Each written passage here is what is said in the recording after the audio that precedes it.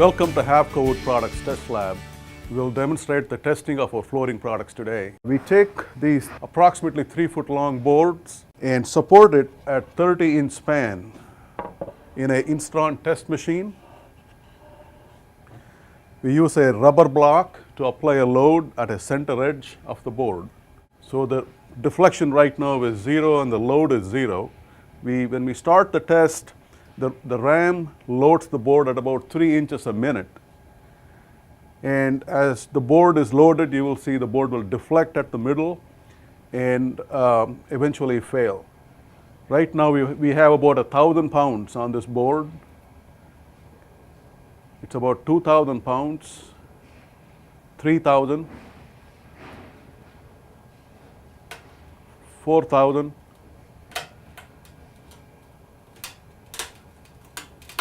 5,000. The peak load was 5,114 pounds and the deflection was 1.18 inches. The board broke catastrophically. Right around 4,000 pounds, I could hear some pops, which was micro cracking of the wood. And between 4,000 to about 5,000 pounds, these cracks bridged, became bigger, and eventually we had a catastrophic fracture at the bottom side of the board. In a bending test such as this, the bottom side is in tension, which causes the micro cracks, and top side is in compression. It doesn't typically cause these cracks. It's the bottom side that fails the board because the wood has a limited amount of tension capability. The testing we do is essentially to check the quality of the board, and normally we average about 5,000 pounds, and what you saw today was an average board. We are done with the bend test. And so we release the load, we'll take the board out and observe the backside for the type of failure we have here. And what you see is pop out of one of the joints, fracture of wood, and then there are cracks that is in the wood and as well as in the glue line. But I do see a lot of wood tear at the glue line that indicates good bonding, and the performance of the floor at about 5,100 pounds for the strength of the board, that's a very typical average board. The Havco Fusion board is a combination of a conventional laminated oak board on top side and then a special composite layer that's bonded to the bottom side of the board. This fusion board has a thickness of 1 3/16. What we expect from this fusion floor is a higher strength, even though it has lower thickness than the standard oak board. And that is primarily due to because of the special composite layer that's bonded to the tension side of this board. We start this test just as before at the deflection rate of 3 inches per minute. And I will stop the test at about 5,000 pounds, which is the average strength of a standard oak board, and show you the elastic nature of this board. Right now, it's about 3,000 pounds. An inch of deflection and 4,000 pounds.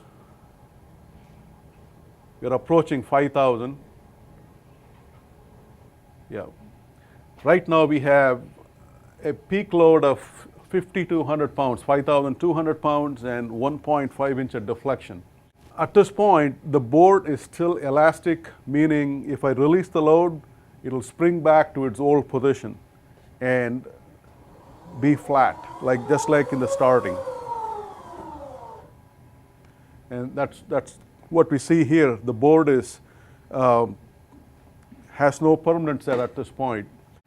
So now we will take this board to failure, which is essentially going through the 5,000 pounds that we had before.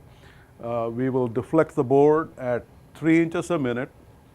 The test has started, and you will notice that the board is still in the elastic range, which means the micro cracks are not forming. The board is quiet, unlike the standard laminated oak board. We are at 3,000 pounds now and almost an inch of deflection. And you might remember at 4,000 pounds, we had some cracking with the standard laminated oak board. At 5,000, it failed. 5,200 pounds, it failed. Now we surpassed 5,800 pounds, and we are approaching 2 inches of deflection. We heard the first pop that was about 6,500 pounds. And we'll take it to failure and see what type of failure we get here. We are currently at 2.6 inches of deflection, 7,600 pounds, 7,800 pounds, 7,900.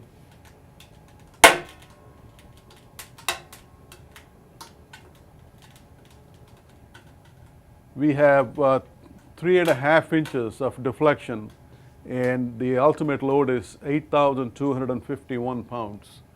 So you can clearly see we surpassed the strength of a laminated oak board with a thinner board very easily. And even at this deflection, the board is still intact, meaning we don't have fracture at the bottom side. And that is because the composite layer at the bottom is so strong that it's not possible in this test at this deflection to break it, and therefore the wood is still intact. It's essential to observe here that we don't have any debonding or delamination of the composite layer from the wood, and that is because of the superior bonding that we have and the special adhesive that we use between the laminate and the wood board. We coat both the wood board and the laminate thoroughly in order to ensure that we get the best performing bond between the two substrates. And in addition to that, we also have devised a new test where we look at the durability of the glue under conditions where the boards can actually get wet and dry and go through a soak and dry cycle. The soak and dry testing happens over almost 2.5 weeks.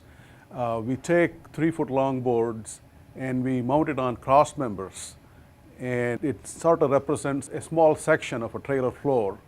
So we actually have floor screws that connect the boards to the cross members. Then we take this setup and soak it in water for a whole week. And at the end of 1 week, we take the boards out and let it dry in an oven at 140 degrees Fahrenheit for 2 days or 48 hours. And then we repeat the cycle where we go through 7 more days of soaking in water and 2 more days of drying. So when we complete the 2 cycles, the boards are looking approximately like what I have to show you here. These boards are actually an inch and 5/16 fusion boards, and you can see the red composite on the back side. And these holes here are from the screws that were used to mount the boards to the frame.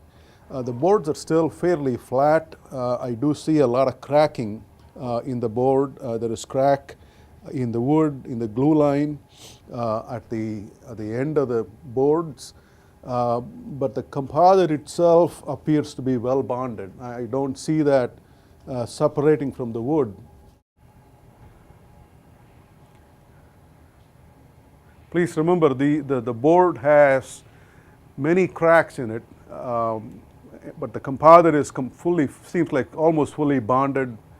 The composite does have fibers along the length of the board and transversely along the width of the board. So the transverse fiber should help bridge some of the cracks that we have.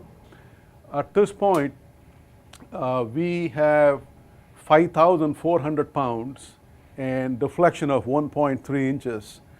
And if you recall, the standard inch and 5/16 board, laminated oak board, failed at about 5,200 pounds, at 5,200 pounds. So we've surpassed that. The board was very quiet. I did not hear any additional cracking. We will go ahead and increase the load till some sort of failure happens. We are at 6,000 pounds now. I heard my first pop. 7,000.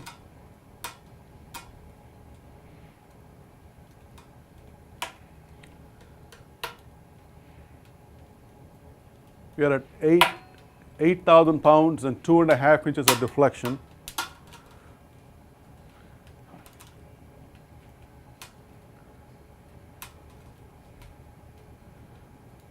So this board has sustained 8,545 pounds and it deflected approximately 3.1 inches. Because we have this great bond between the composite and the wood, even though the wood gets damaged, we can still retain a large part of that strength after the soak and dry cycles, which indicates to us that the strength of the fusion floor over time will not be reducing a whole lot compared to what happens to a laminated oak board.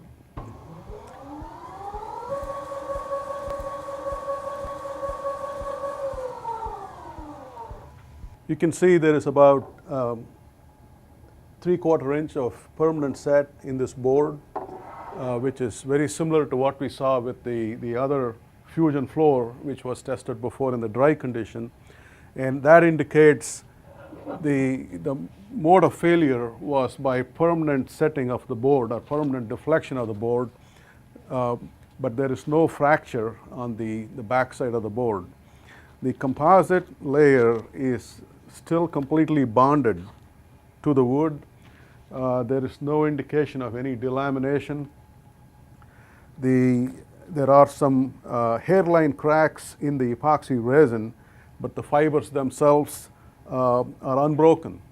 If this aging simulates the long-term performance or durability of the floor in a trailer, one should expect that after many years of service, the floor would still have 80 to 90% of its strength still present, even though the board themselves may be affected by water and drying cycles. The composite is well bonded, and it appears that it will stay bonded for a long time.